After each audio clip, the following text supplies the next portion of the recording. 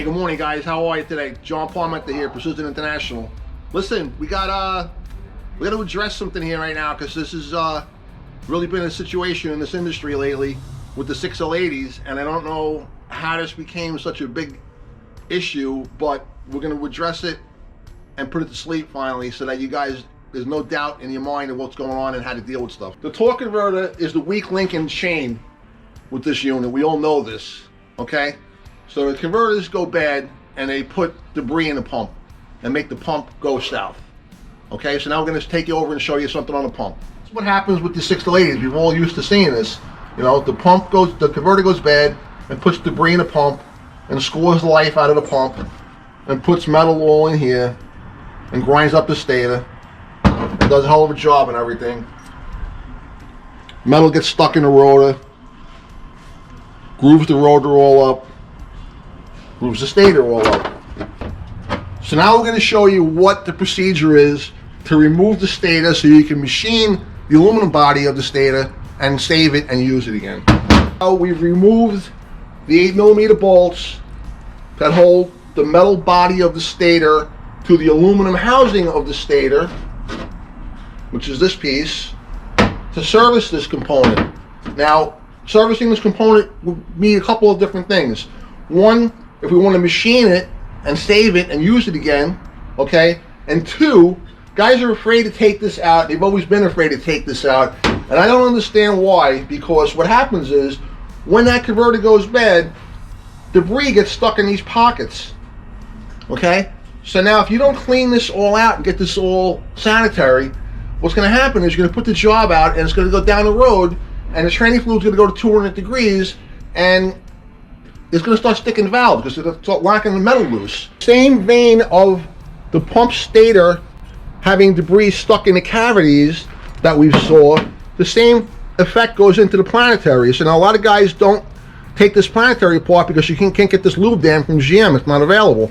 So now you knock the lube dam off and look at all the debris back. What do you think that's going to do when the training fluid gets to be 200 degrees going down the road? Same effect that we have dealing with the stator, where you have this debris from the converter and you have to clean it out to deal with it.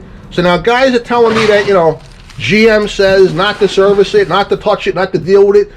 You have a responsibility to your customer. You're going to charge the customer $4,000, $5,000, $6,000 for a rebuild on this transmission. You have a responsibility to the customer to do the best job possible.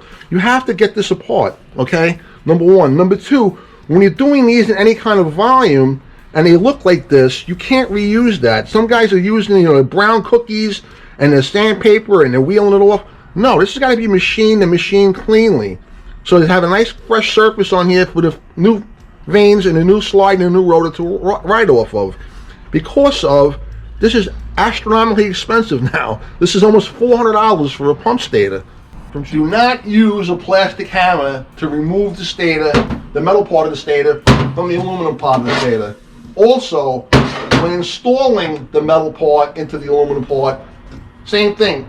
I've seen guys use this and hit this down, and then hit it down, and then what happens is it doesn't get a complete tight fit, and then they go to put the bolts in, and you got to pull it down with the bolts, and you stretch the bolts, because these bolts aren't tremendous.